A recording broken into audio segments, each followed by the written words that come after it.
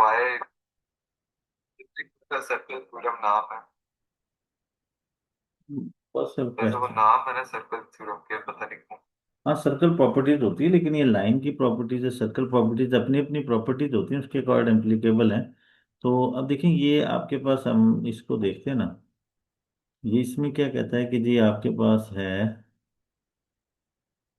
Question को समझना है पहले ना। बस मैं तो बार बार कहता हूँ कि क्वेश्चन को समझें, और जो मेन लाइंस होती हैं, मेन वर्ड्स होते हैं, उनको अंडरलाइन कर लेते हैं। ये आपके पास कहता है इन द डायग्राम ए सी और बी डी स्ट्रेट लाइन है, ये स्ट्रेट लाइन है। Value P and Q find करनी है, ये पी एंड क्यू फाइंड करनी है। अब देखिए, ये तो बिल्कुल स्ट्रेट लाइन के ऊपर है, तो सिंपली पी जो है, पी तो 180 में से 48 माइनस कर दें तो ये 132 आ जाएगा आपके पास। ये तो सिंपल तो हो गया। तो हम्म। -180 करेंगे तो हाँ, अंदर वाली एक एंगल आ जाएगा। तो बिल्कुल। एक गिवन है ये ए सी माइनस इक्वल करने की जरूरत ही नहीं है, ये माइनस करने की, क्योंकि ये दो इंटरसेक्टिंग लाइन है, ये वर्टिकल अपोजिट है, ये जी सर। 48 ही है।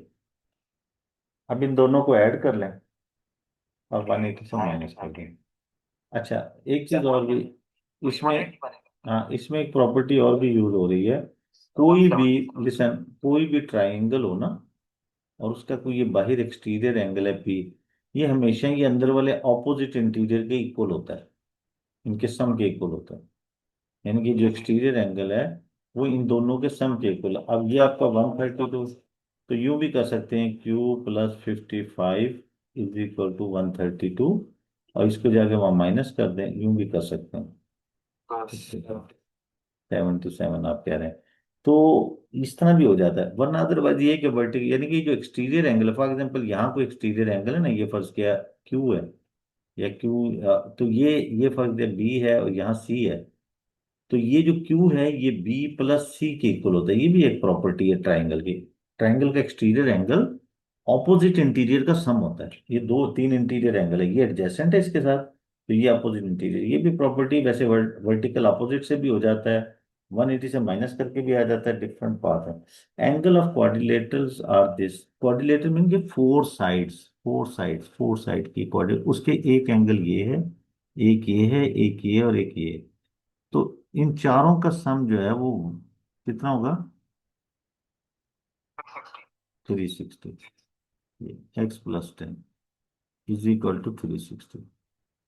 तो ये एक्स 1 2 3 4। कोई बिलाज, कोई आपका FIA में है कोई जानने वाला? सर पता नहीं उस हिसाब से तो हमको से पूछना पड़ेगा। तब करना, कोई बताऊंगा। अच्छा, 1 2 3 4। अच्छा, ये इनको ऐड करिए, +5 -5 20, -20, और ये +10, तो -10 इक्वल टू 360। सर 5x है टोटल। क्यों? 1 2 4 और 5, हाँ 5। यस, ये तो जाके ऐड कर दें। 37। 370। अब 5 से डिवाइड कर दें। 60। 5 7 35। सर और सर 55। 74। जी सर 74। 5 7 का 2 बचेगा, 7 5 20। 74 आती है एक्स की वैल्यू। तो ये सिंपल टाइप के क्वेश्चन देखें। अब उसके बाद देखें यहाँ पे, ये मैंने रखी है, इसमें इसमें 4 5 किस्म के टॉपिक जो है ना एट ए टाइम डिस्कस हो रहे हैं। रेगुलर पॉलीगन, ठीक है, रेगुलर पॉलीगन, ये रेगुलर का वर्ड जेन में रखें। Has 72 sides, find the size of interior angle. अब इंटीरियर एंगल का जो फॉर्मूला है, इंटीरियर, हाँ, n-2 into 180 divided by n, number of side. तो यहाँ बिल्कुल 72, लेकिन पहले एक दफा फॉर्मूला लिख लें, 180 और ये 72 नंबर ऑफ साइड। तो ये आपके पास 70 मल्टीप्लाई 180 डिवाइडेड बाई 72। ए 9 8 सा 9, वेटिंग जीरो, हाँ 175। जी। अब 4 2 सा 4 5 सा 2 1 सा 235 सा। अब ये सिंपल आपके पास 35 मल्टीप्लाई 5, दिस इज 25, 15 175 डिग्री बनता है इंटीरियर एंगल उसका, इतनी बड़ी साइड का। हाँ, और उसके बाद क्वेश्चन नंबर ये डी पार्ट। अब देखिए इसमें circle properties, angle properties of circle use होगी, तो अंडरस्टैंड करेंगे। देखिए मैं साथ साथ प्रॉपर्टीज भी एक्सप्लेन करता जाऊंगा ना। सर ये आ लेकिन जाएगा। पहले, हाँ सर U20 आ जाएगा, हाँ, ना, W60 आ जाएगा। मुझे भी तो समझ नहीं था, पहले प्रॉपर्टी क्वेश्चन को समझे। A B C D lie on the circle with diameter A C, P Q tangent है ए पे, एंगल पी ए डी 60 है, एंगल बी ए सी ये 20 है, यस, यू वी। अच्छा, अब ये वाली वैल्यू फाइंड करनी। देखिए ये जो ना डायमीटर है, तो टेंजेंट डायमीटर के साथ 90 एंगल बनाता है। तो आप तो यू के लिए आप क्या करेंगे, 90 में से 60 माइनस कर देंगे तो ये 30 आ जाएगा, यस। वी आपके पास यहाँ है ये। अच्छा, अब ये एक प्रॉपर्टी है कि आपके पास टेंजेंट ट्राइंगल के साथ जो एंगल बनाता है ना, ये ट्राइंगल, तो वो हमेशा जो है टेंजेंट और ट्राइंगल के बिटवीन जो एंगल होता है ना, वो उसके अल्टरनेट सेगमेंट के इक्वल होता है, दूसरी साइड के दूसरे अल्टरनेट सेगमेंट के बिटवीन जो एंगल होता है। तो बी की वैल्यू 60 है, ट्राइंगल रूल यूज होगा। डब्लू, सर W अब डब्लू देखिए ये आपकी बटरफ्लाई बनी हुई है, डी बी ए, यानी कि डी सी ए, ये ये ये डी और ए दोनों में कॉमन है, डी बी ए, तो ये डब्लू भी आपका 60 होगा, बी 60 तो ये भी 60। अब रह गया एक्स, कैसे? सर ये W समझ नहीं आया। हाँ देखिए ना कि ये आपके पास, बट यहां से देखेंगे हम angle on the same segment, ये देखे ना ए सी डी, ए सी डी जो है ये वी है, वी हमने फाइंड कर लिया 60 है। अच्छा, अब इसी ए से आपका ये बना हुआ A B D, A B D, तो देखिए इनकी स्टार्टिंग एंडिंग सेम है दोनों की, तो ये भी वो डब्लू है, ये डब्लू है, तो angle on the same segment, ये बटरफ्लाई बनी हुई है ना ऐसे, तो एंगल तो ये भी 60 होगा। अब हमारे पास, अब उसके बाद ए बी डी और ए ओ डी, ये एट सेंटर है, तो इसका डबल सर होगा कौन पे ना, सर ये angle at the centre double होता है क्या ऐसा? अब वाई फाइंड करना है, ये वाला वाई ये है ना, ये वाला ये इसमें बना हुआ है। सर होगा इसके साथ वाला। अच्छा ये वाला सर है, ये X के साथ, आया कौन सा?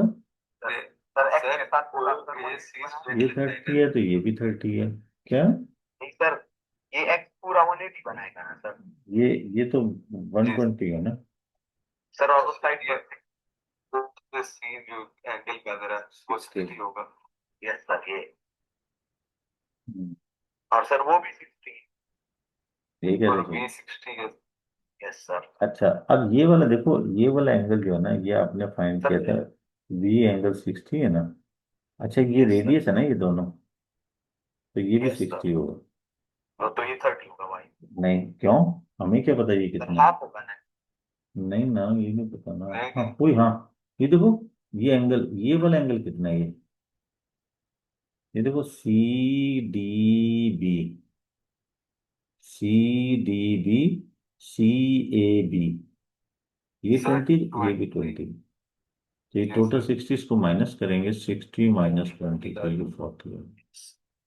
बाकी इसकी किसी की जरूरत नहीं है, इनकी किसी की जरूरत नहीं है। आपके पास सिंपली ये है कि ये वाला एंगल आपका क्योंकि 60 है, और ये आपके पास रेडियस है दोनों सर्कल के ना, तो ये 60 है तो ये भी 60 होगा, ये भी, या इक्विलेटरल ट्रायंगल ये भी 60 है। अब हमारे पास ये फाइंड करने के लिए ये वाला एंगल 20 है विद द सेम सेगमेंट, ये बटरफ्लाई बनी हुई है बिल्कुल इसके अंदर, ये चाहे आप इसे लिखोगे तो ये देखिए ये बटरफ्लाई बनी हुई है, ये वाली दोनों, ये भी 20 को 60 में निकाले, ये 40 आ जाएगा। तो इस तरह से हम इसको सॉल्व कर लेते हैं। अब आगे उसके बाद आप आ जाए ये पार्ट,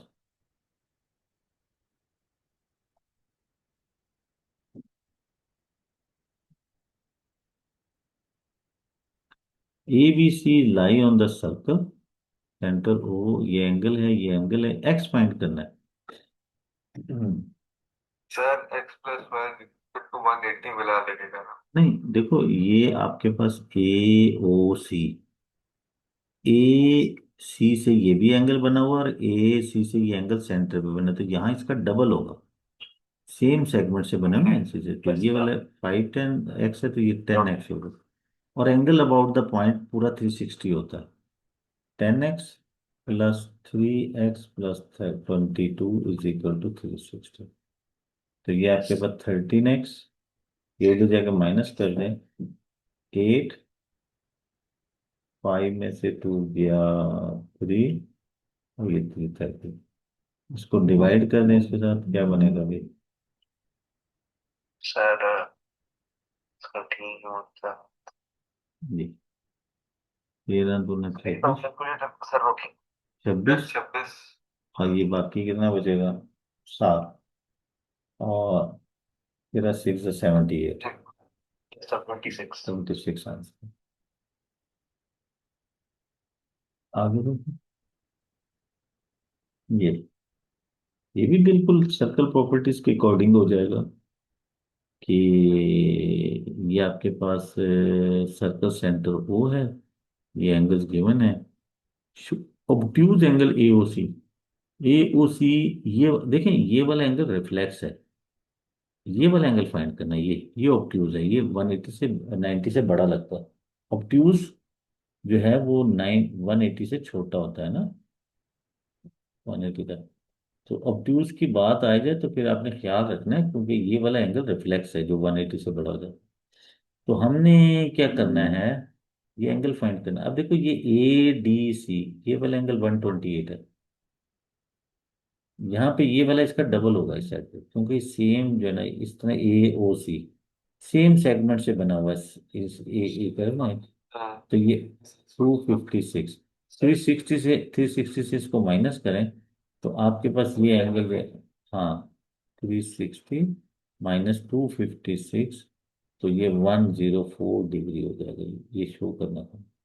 ये आगे देखेंगे इसमें क्या कहता है, इसमें पार्ट बने हुए हैं कि आप।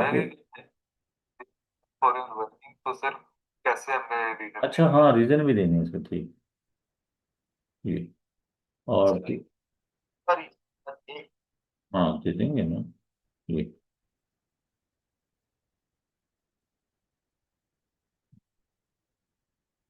देखिए, ये मैं इसको, ये इसको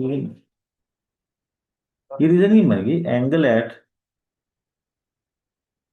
सेंटर इज ट्वाइस, ये रीजन बनती है। और देन तो फिर आपके पास ये आता है, और दूसरी इसके साथ ये भी और ये भी, एंगल अबाउट पॉइंट इज 360, ये भी इसकी रीजन बनती है। यानी कि ये हमने पहले ट्वाइस में किया तो इसको 360 से कर दिया रीजन। अब हमने बी ए ओ, बी कहाँ है, बी ए ओ, ये वाला एंगल फाइंड करना है, ये। सर अच्छा, तो ये तो सर ये भी शायद 30 हो। नहीं देखिए इससे नहीं पता लगेगा, देखो। दोनों एंगल सेम नहीं है नहीं, सर। ये साइड इक्वल है, देखो ये 30 है। अच्छा, ये वाला जो ऊपर वाला है ना, ये एरो बना हुआ है, ये एरो जो होता है ना, एरो, एरो जो होता है ना क्वाड्रिलेटरल होता है, क्योंकि एक कॉर्नर ये होता है कि हाँ। नहीं यार, एरो हाँ वो तो ठीक है, लेकिन ये एरो बनाओ ना ये। अब ये जो है ना, ये इसके 4 कॉर्नर्स होते हैं ना, ये और एक ये होता है और एक ये होता है, तो ये क्वाड्रिलेटरल होता है, इसका एंगल 360 होता है। अब ये वाला कॉर्नर है 256 का, ये 30 का, ये 128 है, ये आपके पास एक साइक्लिक क्वाड्रिलेटरल बना हुआ है। तो ये 128 में से माइनस करेंगे तो ये वाला पूरा एंगल जो है ना, ये आ जाएगा आपके पास 52, ये। तो ये मिला के 360 से माइनस करेंगे तो ये वाला एंगल आ जाएगा, दिस इज है सर ये 52। 52, 256 प्लस 30, ये माइनस करेंगे, इसमें से कितना बचेगा? बताओ।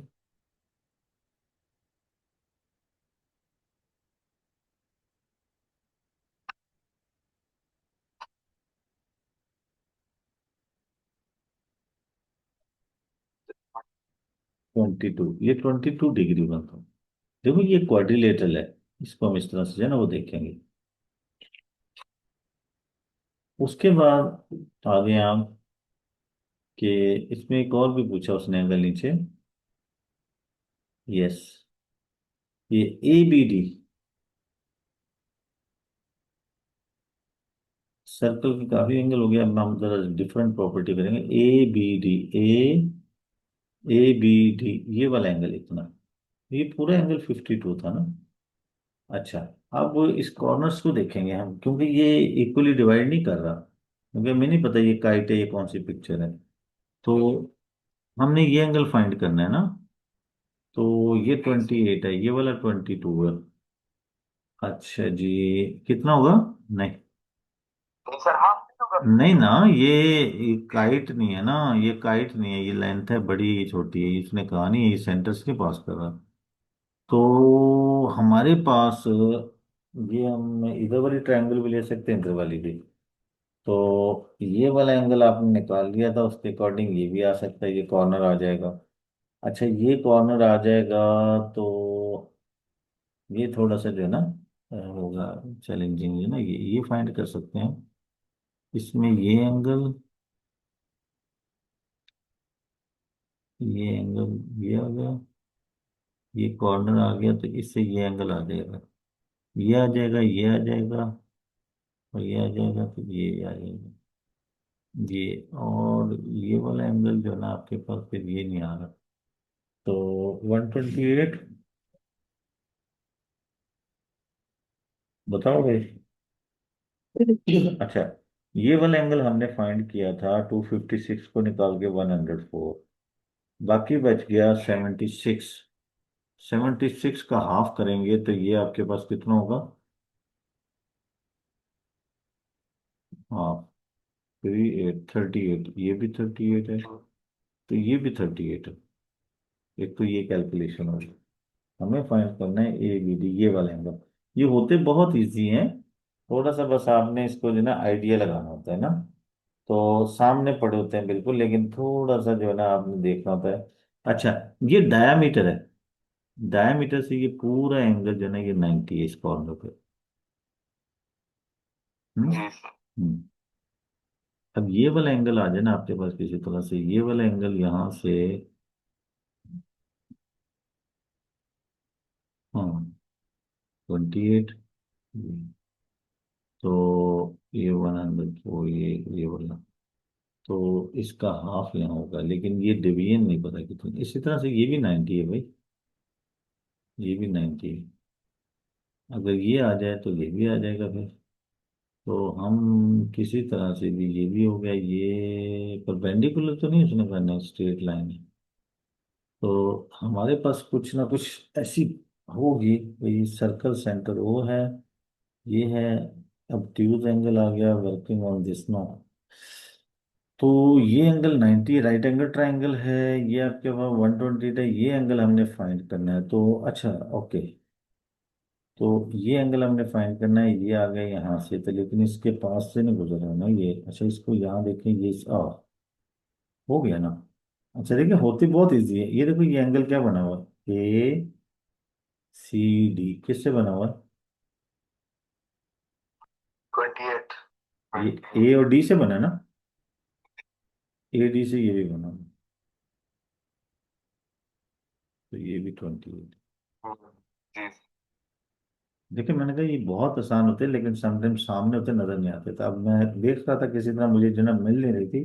तो ए सी डी, ये देखें ये पिक्चर ये बनी, ये angle on the same segment, ये आपकी जो है ना ये बटरफ्लाई बनी है इस तरह से, ये। जी सर। तो ये भी 28 है, तो ये इस तरह हो जाता है ये ना। असल में नंबर ऑफ लाइंस होती हैं, तो इनमें थोड़ी सी जो है ना वो कंफ्यूजन आती है, लेकिन हिम्मत नहीं हारनी चाहिए, बस ये ख्याल रखें। हैं? कितना मार्क्स का है पूरा क्वेश्चन? ये एक पता नहीं, देखना, ये दो तीन, दो पाँच, और एक छः, छः, और उसके बाद ये तीन नौ, और फिर आगे ये भी है। ये अच्छा क्वेश्चन है ना। फिर उसके बाद ये नौ तीन 12, 12 और तीन 15, 15 नंबर का क्वेश्चन है। ये बैठ के करो, चलो ये एंगल हो गया। अब देखो इसको, देखो वो क्या कहता है। इसमें इस पार्ट में क्या है, बी पार्ट में उसने लिया पूरा। अच्छा क्वेश्चन है ये, मेंसुरेशंस का भी है इसका। Radius O C of the circle is 9.6। Total perimeter of the sector O A D C. Radius जो है, रेडियस ओ सी जो है वो 9.6 है। अब ऊपर वाली बात ही कर रहा है। तो total perimeter of the sector O A D C, sector ये। अब वो कहते हैं ये ओ सी जो, ओ सी जो है ना ये 9.6 है। ओ ए डी सी इस सेक्टर का, ओ ए डी सी इन लाइनों को छोड़ दो, ये वाला सेक्टर। तो ये सेंटर है और यहाँ पे हमने ये एंगल फाइंड कर लिया 104। तो इसको जब यूज करेंगे तो एरिया ऑफ द सेक्टर जो है, total area of the sector वो theta over 360 pi r square. क्योंकि ये इन लाइनों को छोड़ें, ये इसके साथ ये सेक्टर बना हुआ है, ये वाला पूरा, ये बाहर से इस तरह से ये सेक्टर, यानी कि ये ऐसे बना हुआ है, ऐसे। ये तो ये ए है, ये ओ है, यहाँ सी, और इधर बीच में डी है, वो बस सिर्फ उसके। तो ये एंगल 104 है और ये रेडियस 9.6 है। तो इसकी वैल्यू 104, ये वाला एंगल, और 360, और ये पाई और आर आपके पास जो है वो 9.6 के। इसको कैलकुलेट कर ले, आंसर आ जाएगा आपके पास। समझ आई बात की? हाँ। हाँ। सर इसकी वीडियो बन रही है ना सर? हाँ बढ़ गई।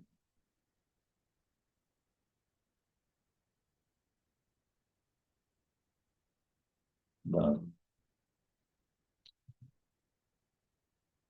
तो इसमें नेक्स्ट जो है वो देखिए, ये दो बॉक्सेस दिए हुए हैं इसमें, एक प्रिज्म है। Diagram show the two mathematically similar solid metal prism. इनकी शेप सेम है, सिमिलर है, एक छोटा एक बड़ा। Volume of the smaller is 648 और volume of the bigger is 2187 centimetre cube. Area of the cross section of the smaller is, इसकी जो ये सामने वाली है ये 36 है। Calculate the area of the cross section of the larger.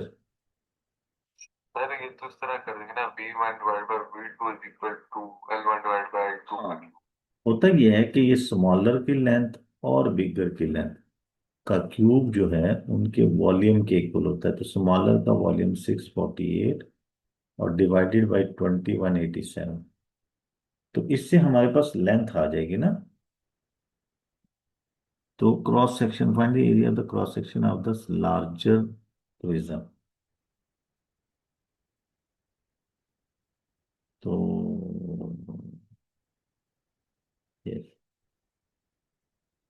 Cross section, तो अब आप इसको, इस वॉल्यूम का तो क्यूब रूट लेंगे यहाँ से, ये सिंप्लीफाई करें, क्या बनता है by the table of 3। Sir direct नहीं कर सकते क्योंकि कैलकुलेटर अलाउड है। हाँ कैलकुलेटर से कर लें। प्लस सम। तो 648 डिवाइडेड बाई 2187, 8/27। इसके देखिए, इसको ना थोड़ा सा क्यूट रखें, 8/27। 8/27 ये 2 पावर 3 होता है, ये भी 3 पावर 3 होता है। तो क्यूब रूट इनको कैंसिल करते, 2/3। तो ये साइड, ये जो है ना साइड, ये साइड स्मॉलर साइड है और ये बिगर साइड है, ठीक है। अच्छा ये किसके इक्वल है, 2/3। अब हमने अगर इनके एरिया लेने हैं ना, तो आप इनके स्क्वायर ले लेंगे, ठीक है जी। तो एरिया, अब एरिया ऑफ स्मॉलर और एरिया ऑफ बिगर, हमें area of the cross section of the larger वो फाइंड करना है ना। तो ये इनकी साइड के, इनके 2/3 का स्क्वायर होती है। अब स्मॉलर का एरिया है 36 और बिगर का एरिया हमने फाइंड करना है, ये हो जाएगा 4/9। तो क्रॉस मल्टीप्लीकेशन, 36 × 9 डिवाइडेड बाई 4 और area of bigger 4 9 this is area of bigger is 81 centimetre square. Sir एक ये भी होता है कि जिसमें ना स्क्वायर लेकर सिंपल डिवाइड करते हैं, वो कौन सा होता है? सिंपल डिवाइड सर जैसे वॉल्यूम में क्यूब लेते हैं, एरिया में स्क्वायर था, एक और था जिसमें कुछ भी नहीं लगता। लगेगा तो सही, कुछ ना कुछ तो लगेगा। वो लेंथ होती है, लेंथ लेंथ की इक्वल होती है, और क्या। लार्जर प्रिज्म, हाँ larger is melted down into a sphere. अच्छा, वो लार्जर प्रिज्म है ना, उसका ये वॉल्यूम है 2187 यस। तो लार्जर का जो वॉल्यूम है ना, वो है 2187। अब वो कहते हैं इसको इसको मेल्ट किया गया है और इसके सफेयर बनाए हैं। जरा वो जितना भी मेटल आएगा उसके सफेयर बने, calculate the radius of the sphere. वो जितना भी वॉल्यूम है, एक सफेयर बना है ना उसका, वो सफेयर में चला गया ना, तो वॉल्यूम ऑफ सफेयर ये इसके इक्वल होगा, यानी कि वो जो मेटल जितना भी था वो सफेयर में चला गया, तो उसका वो वॉल्यूम ही होगा। 4/3 pi r cube is equal to, तो जो प्रिज्म का जो वॉल्यूम है वो इसको मिल गया, क्योंकि उसी मेल्टर को जो ना वो मेल्ट करके उसने ये बनाया है ना। तो ये आपके पास वहां ले जाए, R cube is equal to 2187 multiply 3 divided by 4 pi, taking cube root on both side. तो कैलकुलेटर से इसका आंसर लें तो रेडियस आ जाएगा आपके पास ये 2187 मल्टीप्लाई 3, ये हो गया, डिवाइडेड बाई 4 पाई, यस। और इसका हम क्यूब रूट ले लेते हैं, shift this 3, yes, answer this. तो ये आपके पास रेडियस आता है 8.0008 सेंटीमीटर, जो नहीं यार, 8 सेंटीमीटर का रेडियस आता है। तो बस हिम्मत से काम करना है, वरना कुछ नहीं, डरना नहीं है, बस करते रहना है आपने ना। इसी तरह से ये एंगल, अब ये मेरा ख्याल ये आप कर सकते हैं ना, ये क्वेश्चन जो है ना, करवाऊं या कर लेंगे क्या? हाँ, खुद से ट्राई करें ना यार। अच्छा, अब देखिए मैं जरा डिफरेंट टाइप के क्वेश्चन लेना चाह रहा हूँ, जैसे ये वाला क्वेश्चन है, इसको देखते हैं क्या कहता है ये। Show that each interior angle of a regular polygon is 108। Pentagon, तो पेंटागन का तो यही है 108। पेंटागन का सम जो है वो इंटीरियर एंगल ना 440 और पाई से डिवाइड करें, तो ये आपके पास एक्सटीरियर देगा, ये एक्सटीरियर एंगल देगा आपको। हाँ, नहीं नहीं, इंटीरियर दे देगा। हाँ, वो एंगल से डिवाइड करके साइड देता है ना। हाँ, 08 ये इंटीरियर एंगल है।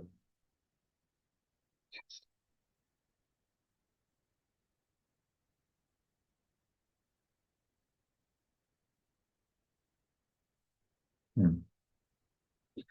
इसी तरह से डायग्राम शोज रेगुलर पेंटागन, ये vertices of the pentagon lie on the circle, radius 12 है, इसका रेडियस 12 है। M is the midpoint of BC, ये BC का मिड पॉइंट है। BM फाइंड करें, BM।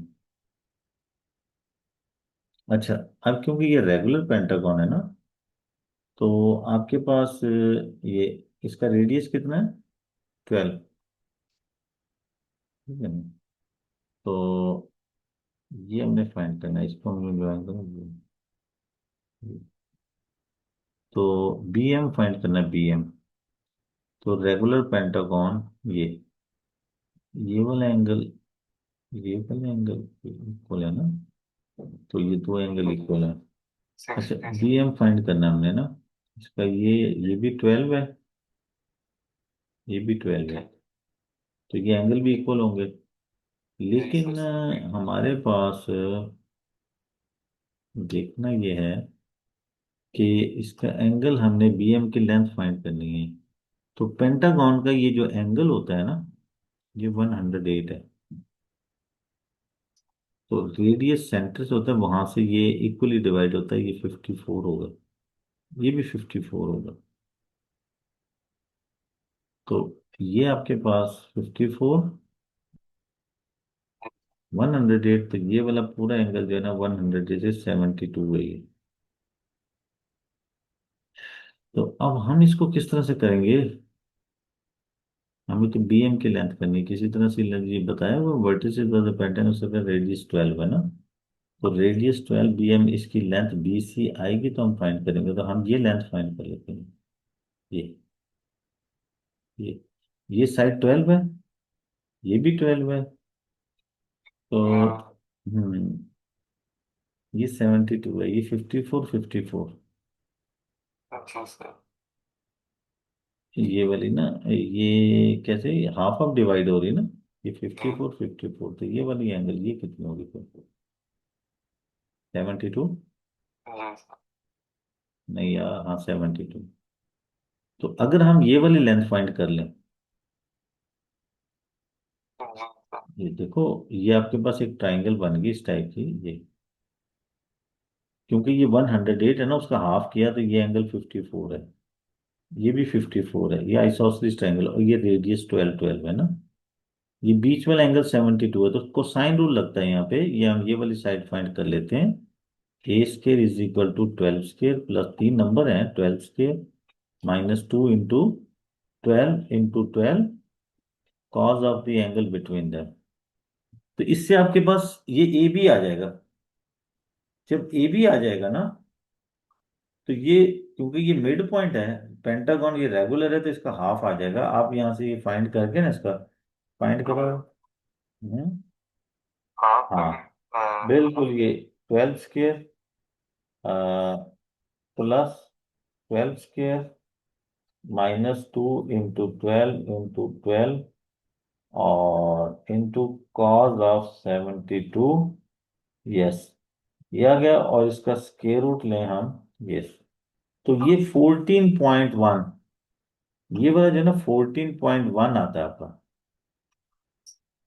तो ये इसको डिवाइड कर दें, तो ये 7 यानी कि इसका हाफ हो गया ना, क्योंकि ये मिड पॉइंट है, ये तो ये भी ठीक सर। 14.1 होगा। तो 7 सेंटीमीटर कह सकते हैं आप। देखिए मैं इसको देख लेता हूँ। हाँ सर इसकी सारी लेंथ इक्वल है ना? हाँ, सारी लेंथ इक्वल है ना। जी सर।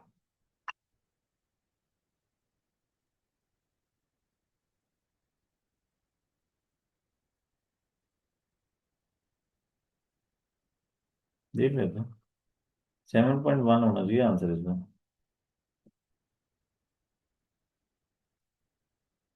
ये ये वाला आंसर आ गया। जी सर। 7.05 है। हाँ, उसके पीछे जो है ना ये, तो डिवाइड करेगा इसमें तो। ये बी का वन पार्ट ना, बी का वन पार्ट आ गया।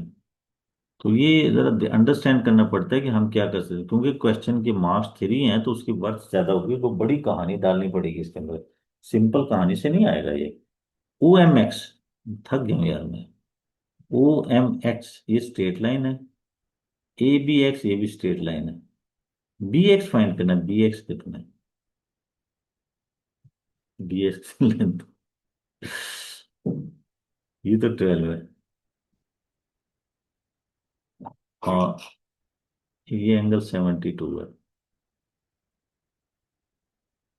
और आपके पास ये एंगल परपेंडिकुलर ना यहाँ से ये आ रहा है। तो जो एक्सटीरियर एंगल से जो आता है 72 ये, और ये इधर, लेकिन 90 का नहीं है ना। हाँ, सर ये लेंथ फाइंड करनी है। ये 54 है। ठीक। तो ये वाला एंगल कितना होगा? तो सर उन दोनों को ऐड करके 180 माइनस। हाँ, ये एंगल आ जाएगा ना, तो साइन रूल लग जाएगा। ये मेरे ख्याल 2 से 3 नंबर का पार्ट होगा ये, 3 नंबर का। हाँ हाँ, देखो सर समझने, कहानी को समझो, पता क्या है। अब ये बड़ा अच्छा क्वेश्चन डाला हो उसमें। यानी कि ये वाला एंगल ना, आपने नहीं, ये 72 नहीं है पूरा ना, ये वाला एंगल 54 है। जी सर। 72 तो इसके साथ है आप इसको, ये जी सर। ये 54 है। अगर ये 54 है, तो सर तो माइनस वन ये एटी वाला करेंगे भी आ तो सकता है। निकाल देंगे। हाँ। अच्छा, यहाँ ये ना, ये इसकी सर्कल की एक प्रॉपर्टी होती है कि जो मिड पॉइंट पे होता है ना, ये 90 एंगल बनाता है यहाँ। तो ये भी 90 है। जी सर। अच्छा, अब आपके पास ये वाला एंगल 54 है, और इसको अगर हम ज्वाइन करें यहाँ से, तो ये वाला एंगल, ये आ सकता है ना, ये 108 है ना, ऐसे 54 यहाँ से निकालेंगे, ये भी 54 है, ये 54 है इधर ना। ये थोड़ी सी एक्टिविटी इसके अंदर करनी पड़ेगी, ये इसके साथ मिलाया, ये क्योंकि 108 का कॉर्नर, तो ये भी 54 है, यहाँ ये एंगल 90 है, जो लाइन सेंटर से स्ट्रेट लाइन होती है ना मिड पॉइंट में, वो 90 बनाती है, तो जी ये सर। वाला एंगल 54 है, तो यहाँ ये भी 90 है। अच्छा, ये वाला हमने फाइंड कर लिया, ये 7.05 है। अच्छा, ये 54 है, तो ये वाला एंगल आ सकता है आपका, नहीं सर, 54 - 1। माने नहीं, ना ना, 180 नहीं, ये 108, जी तो सर। ये 72 है ये वाला। अब आपके पास ये छोटी सी ट्राइंगल बन गई इस तरह की,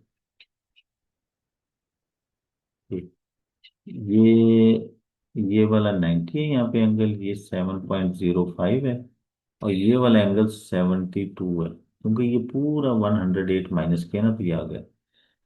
हमें ये साइड फाइंड करनी है सिर्फ, तो आप ये एंगल के अकॉर्डिंग कॉस, और ये हाइपोटेनस है ना, तो कॉस 72 इज इक्वल टू ये 7.05/a, तो a is equal to 7.05 divided by cos 72, से इससे ये आंसर आ जाएगा। नहीं समझ आई, बात आई समझ, सर आ गई। है ना?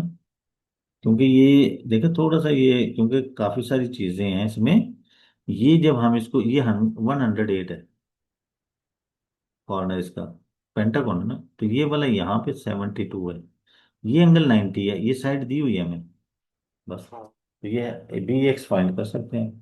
सर ए, हमने बी फाइंड की तो लेंथ भी आ गई, तो बस हाँ, कॉस फैक्टर। अच्छा, ए ओ एक्स ट्राइंगल, ए ओ एक्स, इस पूरी ट्राइंगल का एरिया फाइंड करना है, ए ओ एक्स का। अब आपके पास ये वाली साइड जो है 12 है, और ये साइड भी फाइंड कर ली है, ये भी हो गया है। अच्छा, अब आपके इस पूरी ट्रायंगल का एंगल फाइंड करना है, ये वाला हमारे पास ये है, ये वाला एंगल हम फाइंड कर, 72 है, ये 90 है, तो ये एंगल भी हमारे पास आ सकता है, ये 54 है, बिल्कुल एरिया तो आ जाएगा। देखो, मैं वही मतलब हाँ देखो, ये साइड जो है ना, ये अब ये साइड आ जाएगी ना आपके पास, और ये 12 है, ये मिला के एक साइड बन जाएगी इसकी, जी सर। इस ट्रायंगल की ये साइड 12 है, और ये बीच वाला एंगल 54 भी है आपके पास, जी सर।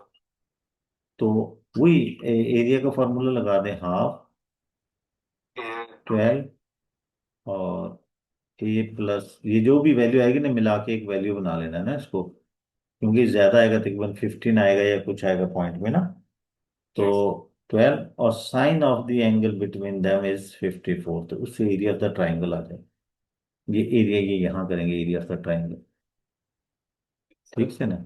ये थोड़ा सा कैलकुलेटिंग है, इसको देखना पड़ेगा, मैं ऐसे कर नहीं रहा, मेरी भी अखीर होगी यार, सुबह में काफी वीडियोस बनाई मैंने, तो अच्छा, फंक्शन के क्वेश्चन देखना, हाँ, दो टॉपिक एक अच्छे कर लेते हैं, ये बस एक दो क्वेश्चन करते हैं इसके, क्योंकि ये बहुत रिपीट हो रहे हैं। ये फंक्शन है आपके पास, इसको -3 पे फाइंड करना है, तो सिंपल इसके अंदर यहाँ वैल्यू पुट कर देंगे, 7 - 2 into -3, this is 7 + 6 is equal to 13, ये कंपोजिट फंक्शन है। पहले जी फंक्शन को 30 पे फाइंड करेंगे, दिस इज 1/3, फिर एच फंक्शन को, ये एच ऑफ 1/3, फिर एच फंक्शन को 1/3 पे, ये 27 पावर 1/3। अब ये पावर फ्रैक्शन में, तो 27 can be written as 3/3, power power से मल्टीप्लाई होती है, तो सर कट फिर ये जाएगी आंसर आ वन। गया, जी फिर ये आंसर आएगा 3/1।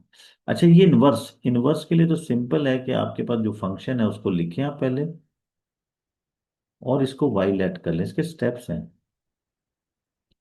अब 2x को इधर ले आए, एक्स को सब्जेक्ट करना होगा, 7 - वाई, वाई इधर ले जाए, 2 से डिवाइड कर दें, ये ये आपके पास फंक्शन बन गया ना। अब यही इनवर्स फंक्शन है, लेकिन आपने यहाँ एक्स के साथ लिखना है इसको, ये y को x में चेंज कर दो। जब x सब्जेक्ट हो जाता है तो वो इनवर्स फंक्शन होता है। अब ये आपके पास कंपोज ये फंक्शन है g(x), तो वो 4 के, अब g आपके पास है 10/x, तो ये 2x+1 इज इक्वल टू 4। तो क्रॉस मल्टीप्लीकेशन 8x+4, ये तो जाके माइनस हो जाएगा 6, तो 6/8, तो ये 3/4 यहाँ पर जो है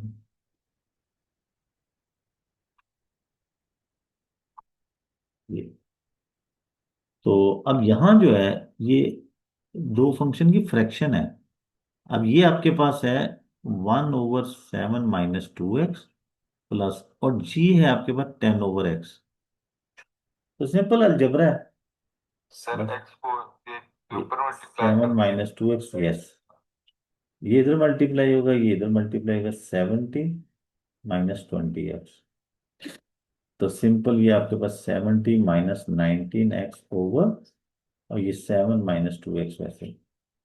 यहाँ ये है, अब देखें एच ऑफ फंक्शन आपके पास है 27 पावर x। कहते हैं ये इसकी वैल्यू पे फाइंड करें। तो हम फॉर एग्जांपल ले लेते हैं कि ये वैल्यू ए है आपके पास, कोई ना कोई आंसर तो होगा ना इसका। हम इसको पॉजिटिव फंक्शन बना लेते हैं। 19683, देखें जब कोई नेगेटिव फंक्शन दूसरी साइड पे जाता है ना तो वो पॉजिटिव फंक्शन हो जाता है उसका।